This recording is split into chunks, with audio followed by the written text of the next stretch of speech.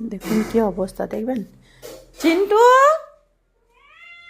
ভাত দিচ্ছে না, না এ আলিশা তুই ভাত দিচ্ছিস না, দিচ্ছে না, মার ওকে গিয়ে মার, বল ভাত দিতে বল, ভাত দিতে বল, দিদিকে বলো, আমাকে না, দিদিকে বলো।